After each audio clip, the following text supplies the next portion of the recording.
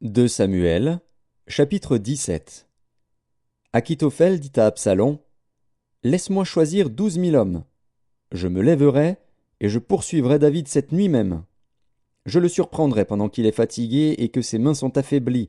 Je l'épouvanterai, et tout le peuple qui est avec lui s'enfuira. Je frapperai le roi seul, et je ramènerai à toi tout le peuple. La mort de l'homme à qui tu en veux assurera le retour de tous, et tout le peuple sera en paix. Cette parole plut à Absalom et à tous les anciens d'Israël. Cependant Absalom dit: Appelez encore Hushaï, l'Archien, et que nous entendions aussi ce qu'il dira. Hushaï vint auprès d'Absalom, et Absalom lui dit: Voici comment a parlé Achitophel. Devons-nous faire ce qu'il a dit, ou non? Parle, toi. Hushaï répondit à Absalom: Pour cette fois le conseil qu'a donné Achitophel n'est pas bon. Et Hushaï dit: Tu connais la bravoure de ton père et de ses gens. Ils sont furieux, comme le serait dans les champs une ours à qui l'on aurait enlevé ses petits. Ton père est un homme de guerre, et il ne passera pas la nuit avec le peuple. Voici maintenant, il est caché dans quelque fosse ou dans quelque autre lieu. Et si, dès le commencement, il en est qui tombent sous leur coup, on ne tardera pas à l'apprendre et l'on dira: Il y a une défaite parmi le peuple qui suit Absalom.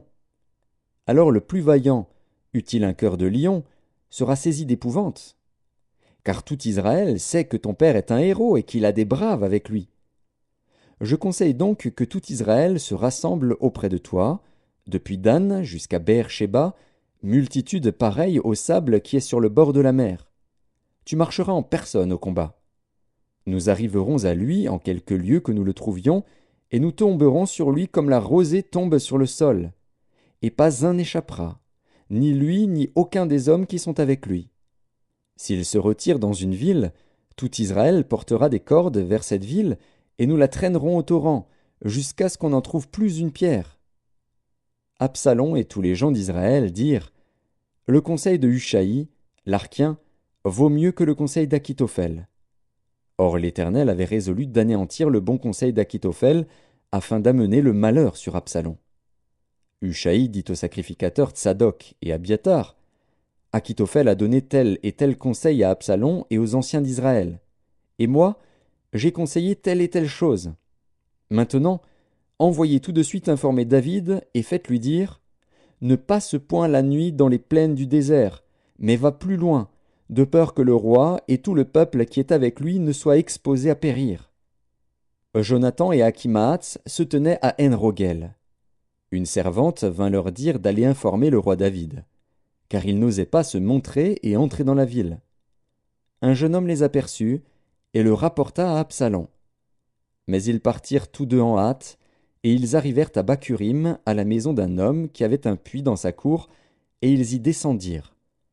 La femme prit une couverture qu'elle étendit sur l'ouverture du puits, et elle y répandit du grain pilé pour qu'on ne se doutât de rien.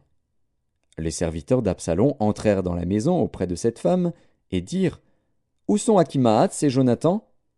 La femme leur répondit: Ils ont passé le ruisseau. Ils cherchèrent, et ne les trouvant pas, ils retournèrent à Jérusalem. Après leur départ, Achimaatz et Jonathan remontèrent du puits et allèrent informer le roi David. Ils dirent à David: Levez-vous et hâtez-vous de passer l'eau, car Achitophel a conseillé contre vous telle chose. David et tout le peuple qui était avec lui se levèrent et ils passèrent le Jourdain. À la lumière du matin, il n'y en avait pas un qui fût resté à l'écart, pas un qui n'eût passé le Jourdain. Achitophel, voyant que son conseil n'était pas suivi, sella son âne et partit pour s'en aller chez lui dans sa ville. Il donna ses ordres à sa maison, et il s'étrangla. C'est ainsi qu'il mourut, et on l'enterra dans le sépulcre de son père. David arriva à Mahanaïm, et Absalom passa le Jourdain, lui et tous les hommes d'Israël avec lui. Absalom mit Amasa à la tête de l'armée, en remplacement de Joab. Amasa était fils d'un homme appelé Jitra, l'Israélite, qui était allé vers Abigal, fille de Nakash et sœur de Tseruja, mère de Joab. Israël et Absalom campèrent dans le pays de Galaad. Lorsque David fut arrivé à Mahanaïm, Shobi, fils de Nakash, de Rabat des fils d'Ammon, Makir, fils d'Amiel, de Lodebar, et Barzilai, le Galaadite, de Roguélim, apportèrent des lits, des bassins, des vases de terre, du froment, de l'orge, de la farine, du grain rôti, des fèves, des lentilles, des pois rôtis, du miel, de la crème, des brebis et des fromages de vache.